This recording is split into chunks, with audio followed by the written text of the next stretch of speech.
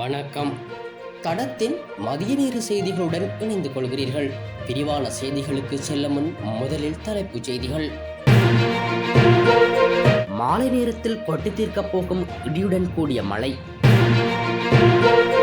யாழில் ஏடிஎம் அட்டையை திருடி மதுபானம் கொள்வனவு, சிக்கினர் பெண் உட்பட 4. முன்னாள் அமைச்சர்களின் அரச இல்லங்கள் தொடர்பில் வெளியான தகவல். இறக்குமதி செய்யப்படும் வாகனங்களின் விலை குறித்து வெளியான தகவல்.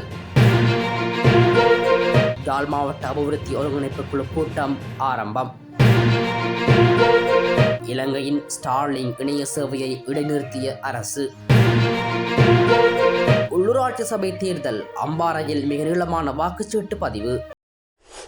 எதிர்வரும் உள்ளூராட்சி சபை தேர்தலுக்காக தற்போது அச்சிடப்படும் மிக நீளமான வாக்குச்சீட்டு அம்பாறை மாவட்டத்தைச் சேர்ந்தது என்றும் அது கிட்டத்தட்ட 18 அங்குல நீளம் கொண்டது என்றும் தெரிவிக்கப்படுகின்றது. இது தொடர்பில் மேலும் தெரிய வருவதாவது, அம்பாறை மாவட்டத்தில் இந்த உள்ளூராட்சி மன்றத்திற்கு 13 குழுக்கள் போட்டியிடுவதாகவும் இதுவரை அச்சிடப்பட்ட மிக குறுகிய வாக்குச்சீட்டு 6 அங்குல நீளம் கொண்டதாகவும் அந்த உள்ளூராட்சி மன்றத்திற்கு 3 கட்சிகள் மட்டுமே போட்டியிடுவதாகவும் அவர் கூறினார். 12 மாவட்டங்களில் அங்கீகரிக்கப்பட்ட கட்சிகள் மற்றும் சுயேட்சை குழுக்களுக்கான வாக்குச்சீட்டுகளை அச்சிடும் பணி தற்போது தொடங்கப்பட்டுள்ளதாகவும் அச்சக அலுவலகம் தெரிவித்துள்ளது. இந்த ஆண்டு உள்ளூராட்சி மன்ற தேர்தலில் 339 உள்ளூராட்சி மன்றங்களுக்கான வாக்குச்சீட்டுகளை அச்சிட திட்டமிடப்பட்டுள்ளது. வாக்குச்சீட்டுகளை அச்சிடும் பணி 3 கட்டங்களாக நடைபெறும் என்றும் 1100க்கும் மேற்பட்ட ஊழியர்கள் தற்போது ஷிப்ட் முறையில் 24 மணி நேரமும் பணியாற்றி வருவதாகவும் தெரிவிக்கப்படுகிறது.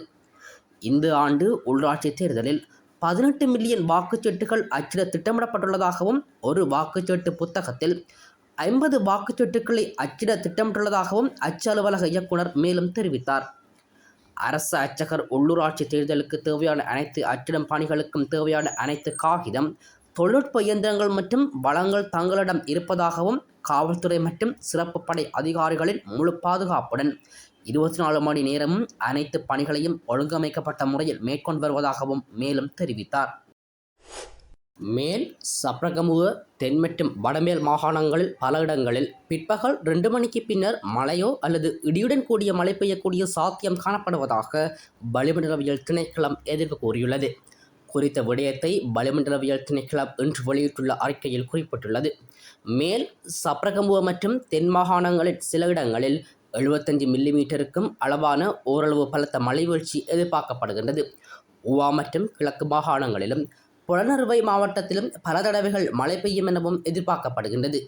மேல் சப்ரகமுவ, மத்திய மற்றும் ஊவா மாகாணங்களிலும் காலி, மாத்திரை மற்றும் குர்நாகல் மாவட்டங்களிலும் சில இடங்களில் காலை வேளையில் பனிமூட்டமான நிலை காணப்படும் எனவும் எதிர்பார்க்கப்படுகின்றது.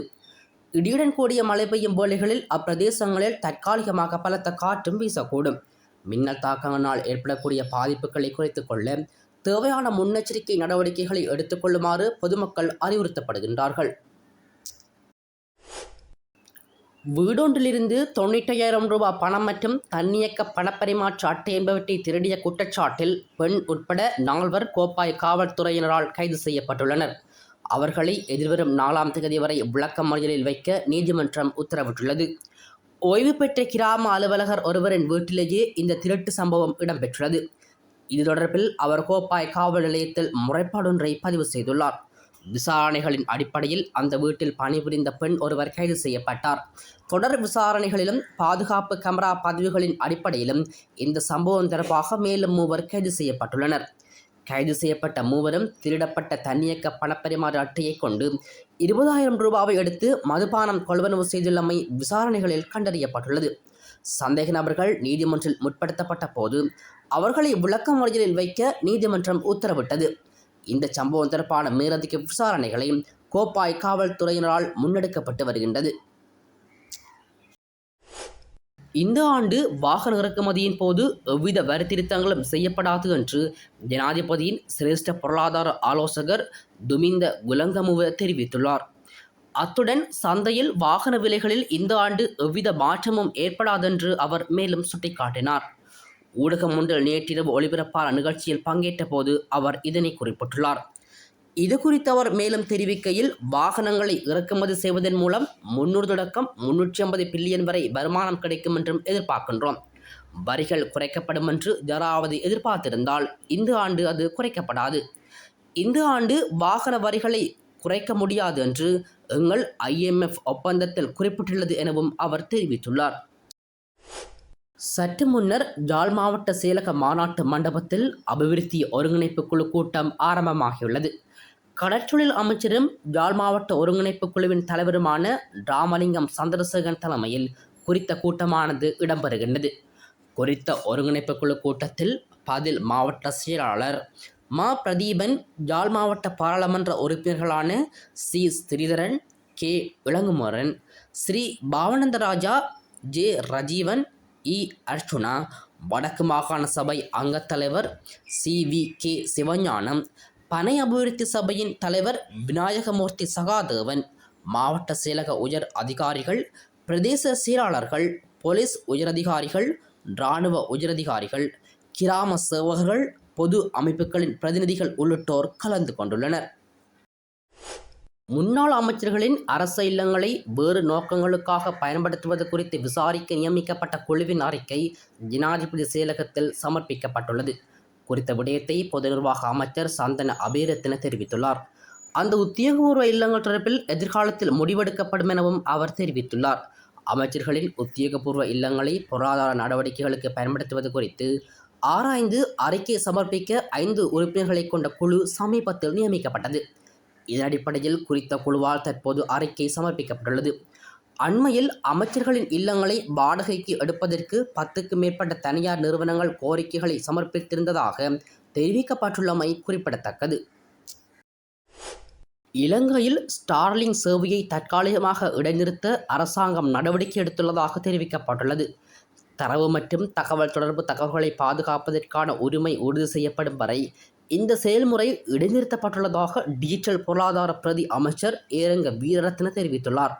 ஸ்டார்லிங் இணைய சேவையின் பாதுகாப்புக்கான உத்தரவாதம் உறுதி செய்யப்படும் வரை இணைய சேவையை நாட்டில் நடைமுறைப்படுத்த புதிய அரசாங்கம் அனுமதி வழங்காது என டிஜிட்டல் பொருளாதார பிரதி அமைச்சர் ஏரங்க வீரரத்ன தெரிவித்துள்ளார்.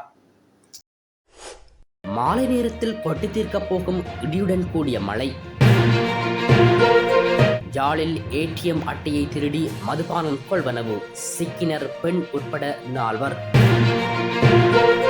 முன்னாள் அமைச்சர்களின் அரச இல்லங்கள் தொடர்பில் வெளியான தகவல். இறக்குமதி செய்யப்படும் வாகனங்களின் விலை குறித்து வெளியான தகவல். யாழ் மாவட்ட அபிவிருத்தி ஒருங்கிணைப்பு குழு கூட்டம் ஆரம்பம். இலங்கையின் ஸ்டார்லிங் இணைய சேவையை இடைநிறுத்திய அரசு. உள்ளூராட்சி சபை தேர்தல் அம்பாறையில் மிக நீளமான வாக்குச்சீட்டு பதிவு. இது போன்ற செய்திகளை தெரிந்து கொள்ள தடம் நியூஸ் சேனலை சப்ஸ்கிரைப் செய்து அருகில் உள்ள பெல் பட்டனை கிளிக் செய்யுங்கள்.